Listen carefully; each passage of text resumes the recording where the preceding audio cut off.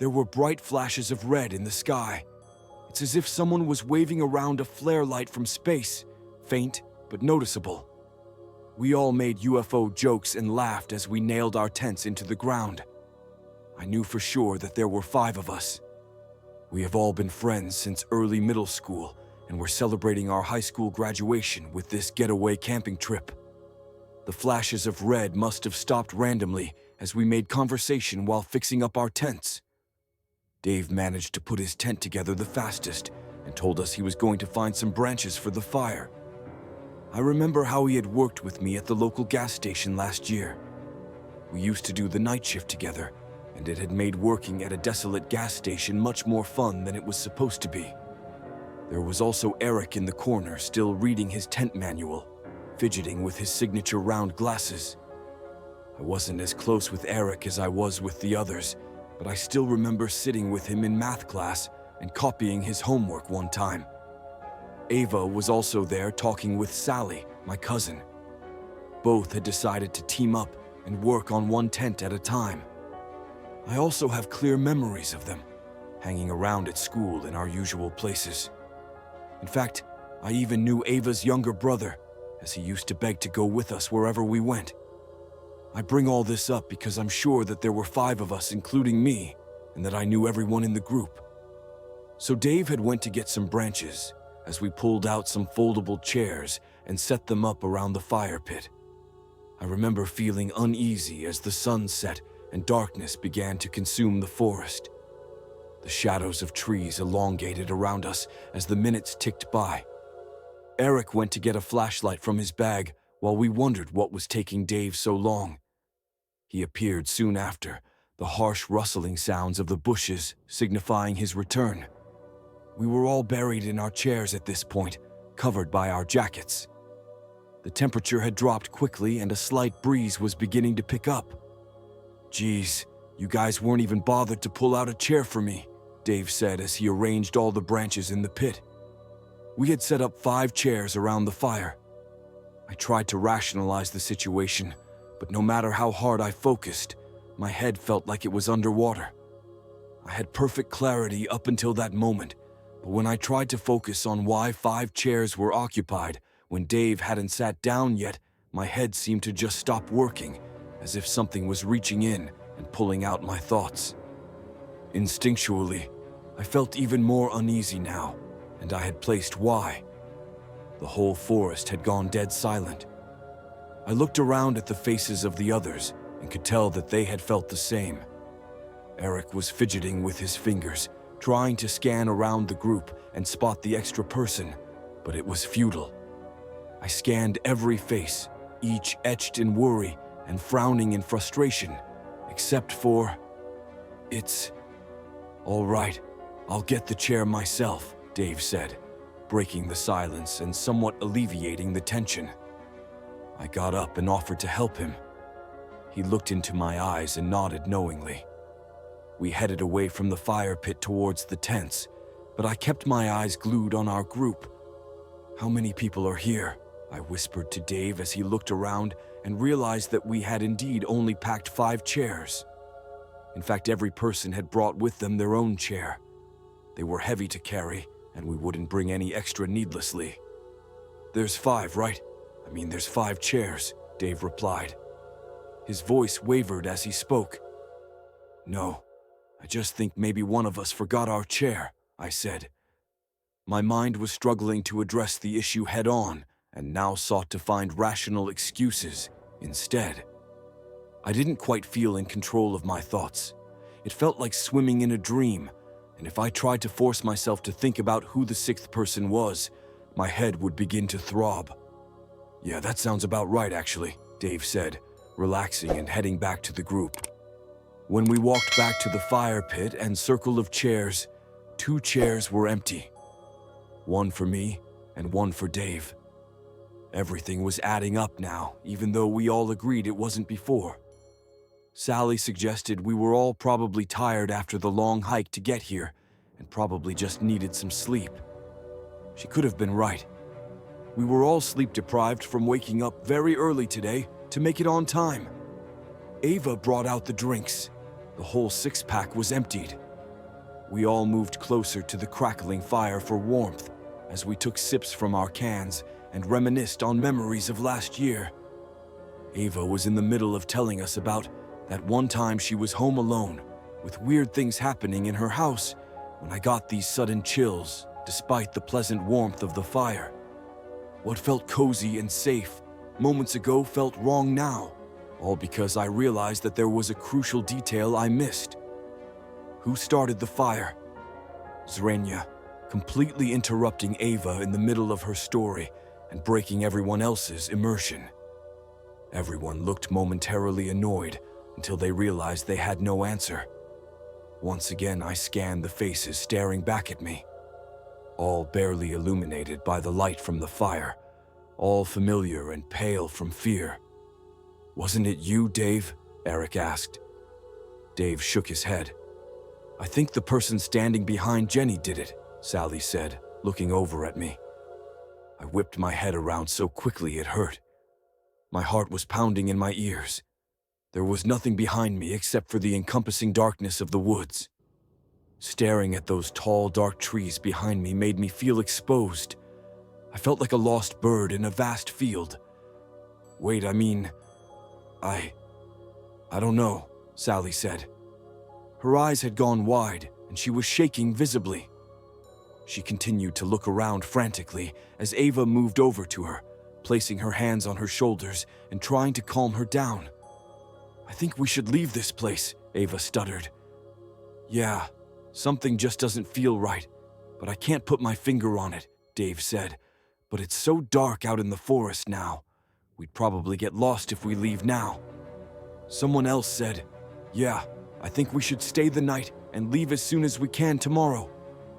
Erik agreed. I tried to protest but realized Erik was right. The woods harbored an oppressive darkness within which navigation would be near impossible. "Let's not sleep in our separate tents just to be safe," Sally said. We all agreed. We only brought one-person tents with us, but we could squeeze two if we tried. That way no one would be alone at night. Following this conversation, we all got up and made our pairs. I went with Dave and Sally, like always went with Ava. Erik kept complaining that he didn't have a pair, but we reassured him he did. He wouldn't accept it. I feel like at some point, we all realized that there were only 5 of us, and suddenly we were all huddling up in the middle of the clearing. "Why do we keep thinking there are 6 of us here?" Erik asked. Sweat was dripping down his face despite the cold. We had nearly left him all alone on his own, under the assumption that there was another person. My stomach turned as I squeezed my eyes shut and tried to mentally recap everyone here. My head throbbed, but I kept pushing it. "There's me, Dave, Erik, Ava, Sally, and..." I was pointing at each of them as I said the name. I retched and emptied the contents of my stomach on the ground when I got past Sally.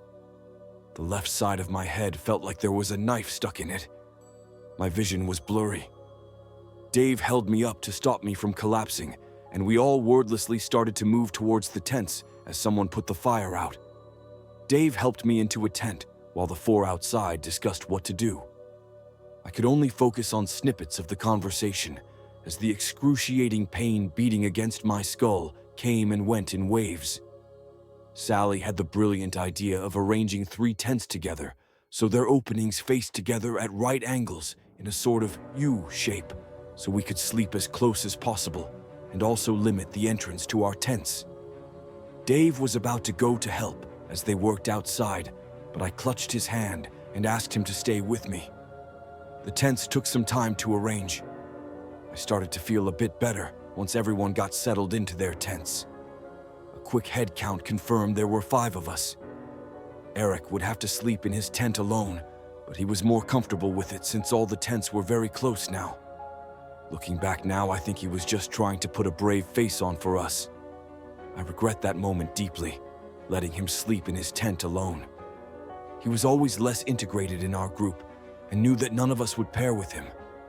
Just before going to bed, we all agreed to leave as soon as the sun rose in the morning. I remember taking one last look outside the tent into the forest before trying to fall asleep. The wind had picked up, and the tree branches were swaying gently. Beyond our clearing was just pure darkness. It felt like the trees were closing in on me. With the faint moonlight illuminating our clearing, I turned my head to look over at the 2 tents we had left out and saw someone standing next to them. Despite the circumstances, sleep came quickly and easily. Ava's shrill scream woke me up in the middle of the night. Dave and I ripped our tent door open to find Sally and Ava looking into Erik's tent. We pushed them aside. Erik's sleeping bag was rolled up.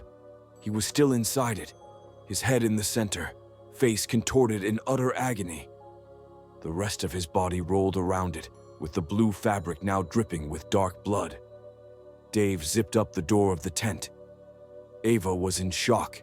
Her eyes had become glassy and unfocused. Sally was shaking her repeatedly, tears streaming down her face. Dave picked up his torch and yelled at us to get up and run. We left the campsite behind and entered the trail we had come from. The 5 of us huddled together, Dave leading in the front as he cast his weak flashlight over the path so we could see it. All we had to help us get through this 2-hour trail was a small white circle of light. Even the moon failed to illuminate our surroundings through the dense foliage. Ava tripped and fell, twisting her ankle. We came to a stop. Someone said they knew how to splint it so we could keep going. They dragged her into the woods instead. It happened too quickly for any of us to process. Sally was about to run after Ava when Dave held her back.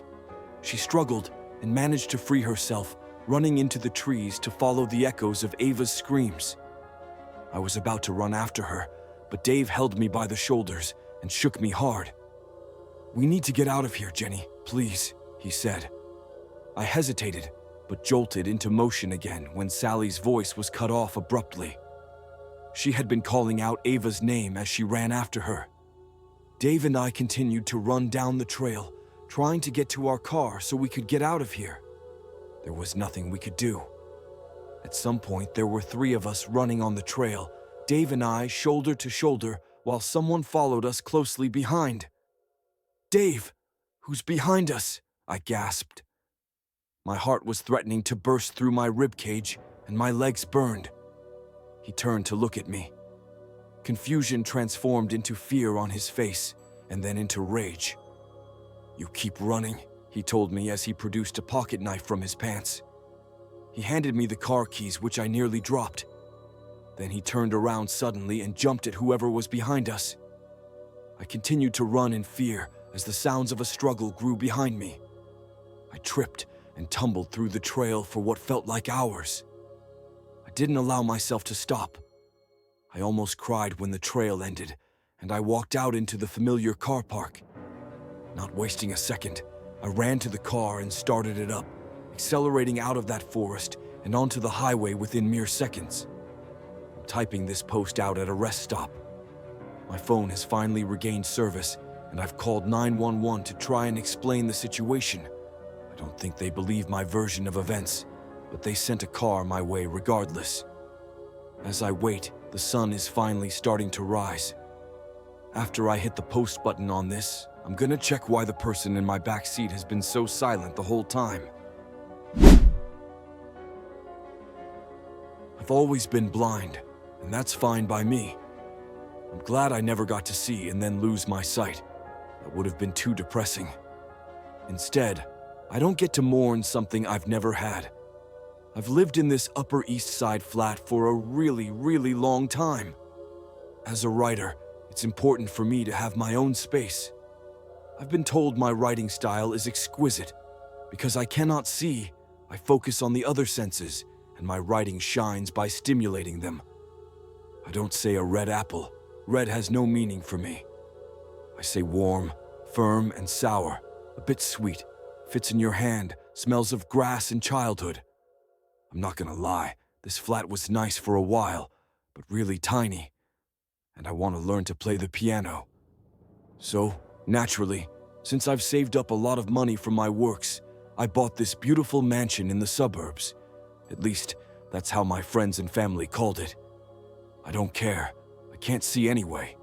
I just needed to feel the warm sunlight in the kitchen and the crisp air from my balcony while I drink my coffee in the morning and listen to the birds. And I work, day and night. People thought it would be a problem if my house had an upper floor. Because according to them, even if I've lived my whole life blind, I cook, chop up things, take baths and clean the house, I apparently can't climb some damn stairs. No problem for me.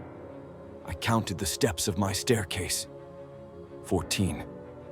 Eventually, I got used to it, and I even stared going up and down the stairs faster, since I knew exactly how many steps I needed to climb. That's the thing when you're blind. Some movements become reflexes. Since you live alone, you learn how to position certain things, and you always find them in the same place. One day, however, I was going down the stairs and I tripped. Where I expected the floor to be, there was this additional step, and I didn't think much of it. Figured I must have not paid attention. I mean, yes, it was odd, because after 30 years of being blind, tripping wasn't really a common thing, but I didn't look much into it. However, when I went up again, I tripped at the top. That was definitely unusual. Sure as it was, one extra step. I went back the stairs and counted. 15.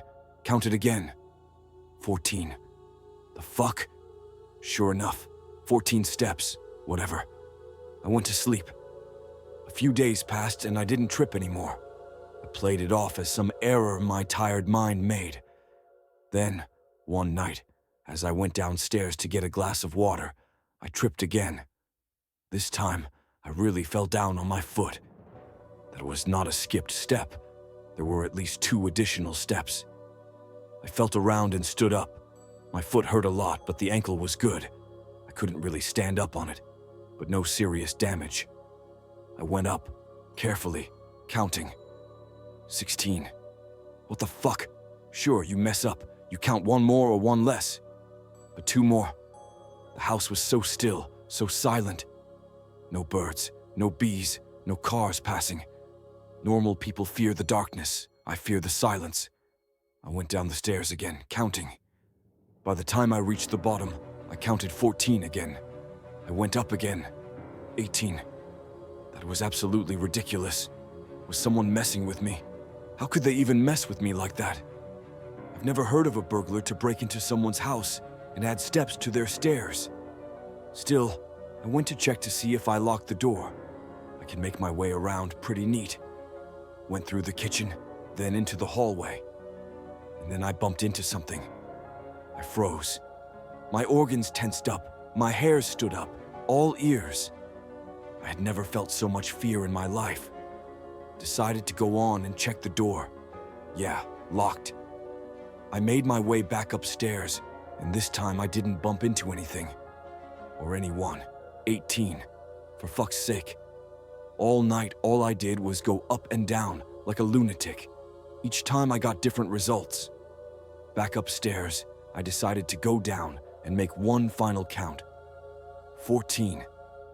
Okay, it is probably going to be more. 15th, nope, still going. 17. 19. 21, that's a record. Year.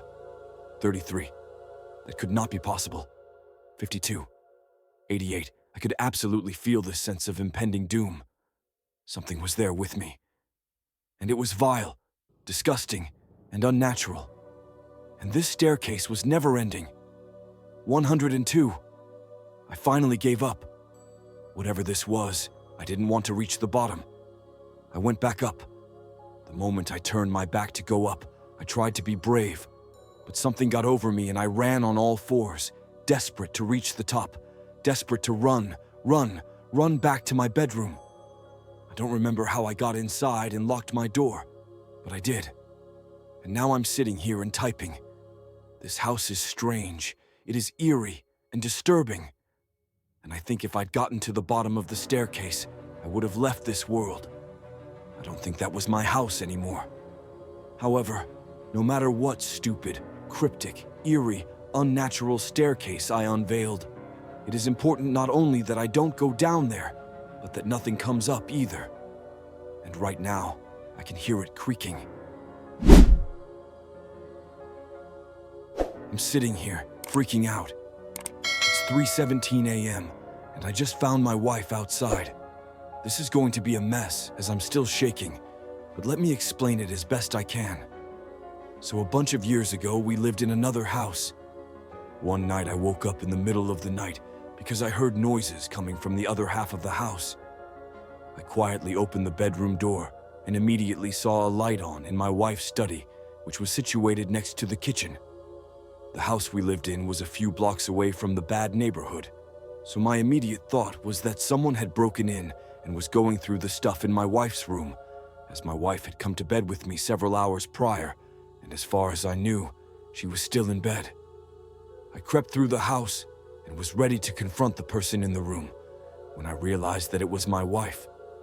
In my still half-asleep state, I just assumed she was still in bed. Turns out she had woken up, couldn't get back to sleep, and so went to her room to browse Facebook or whatever for a while. I had almost confronted my own wife thinking she was a burglar. Now, in our current house, we have a screen door and a wooden door. The wooden door has a deadbolt on it, and you have to make sure that you take the house keys with you, because if you close the wooden door, you're not getting back in unless you grab the hidden spare key or knock on the door, window to be let back in. So it's about an hour ago, I'm woken up by the front door rattling. I immediately grab my phone and pull up the security camera located right by the front door. To my surprise, I see my wife standing there, kind of shivering. It's definitely her, because we've been married over a decade and I know what my own wife looks like. She's dressed in the same clothing she wore today, a red top and black pants. Used to her. I don't know what she's doing outside, but she is. Confused, I roll over, and there's my wife fast asleep. Remembering the incident in our last place, I use my phone screen to shine a light on her and confirm that it's definitely her, and she's definitely in the bed. At this point, I'm really confused. I get up and make my way through the house to the front door. As I walk into the lounge room, our cat looks up at me, half asleep. Normally, she's super curious about stuff going on outside, and I would have thought that hearing the screen door rattling would have caused her to be at the door, trying to see what's going on. But it's as if she hasn't heard a thing. I stand by the door and call out, "Who is it?" "It's me. Hurry up and let me back in. I'm freezing." I went outside because I heard something but forgot to take the keys in my bag with me. That absolutely sounds like my wife. Accent, intonation, knowledge about where her set of keys are, everything. But I'm not convinced, because I've just seen her sleeping in the bed with my own eyes. "Hold on a second," I tell her. Now I'm heading back through the house and into the bedroom. I wake up my wife and say, "This is really fucking weird. You have to see this." I open the camera app and show her the front door. She's still at the door, looking around, wondering what I'm doing, because all I need to do to let her back in is turn the handle on the deadbolt and open the door. My wife says, "What the fuck? When was that recorded?" I tell her it's not. This is live. You're standing outside by the front door. I just went down there and asked who it was, and your voice told me it was you, and that I should let you back in because you're freezing, and you left your keys in your bag. My wife gets up and peers through the bedroom window, as you can just see the front door alcove from there. She gasps and pulls the curtains shut. She turns around and I'll never forget the look on her face as long as I live. She's terrified. "That's me," she says. At this point, I'm freaked the fuck out. I'm wide awake. I'm speaking to my wife, and I'm physically touching her while trying to peer out the window with her. But there she is, standing outside in the very outfit she wore today. Same hair, same glasses, same everything. We walk into the lounge room, and I grab the big torch I have. It's a big, sturdy metal, super bright light, great for blinding people and hitting them if they get too close. We stand by the door again. "What's your name?" I ask. She tells me her full name, including her middle name. It's correct. "What's your birth date?" She tells me. It's also correct. What did we have for dinner tonight? She tells me this too, and tells me that I cooked it. This is right too. I can hear my real wife standing next to me, trying to control her breathing as she's scared out of her wits. I nudge her and whisper, "Ask her something only you would know." After a moment to steady herself and think of something, she speaks. When we last stayed with my parents, what change had Dad made to my old room? There was a pause. "Who is that?" the person outside said. "Why aren't you letting me in? You know it's me. You're starting to freak me out here. Who is that inside with you? Is that a recording of me? What's going on here?" I said, "Answer the question. What change had been made to your room when we last visited?" Another pause, then finally, there was a second bed added, as Max and Damien, my brother-in-law's 2 kids, sleep in there while visiting Mom and Dad. There's an audible gasp from my wife next to me. Now we're both freaked out. I grab her hand and lead her back into the bedroom and turn the lights on. We're still awake, watching the cameras. The other person walked towards the backyard, presumably to grab the spare key, but that was about 40 minutes ago, and I haven't seen them since. I'm too shit scared to go to bed, because I'm scared that this person, who knew everything about my wife, will find the spare key and enter. I don't know who the fuck they really are or what they want, but I'm not sleeping.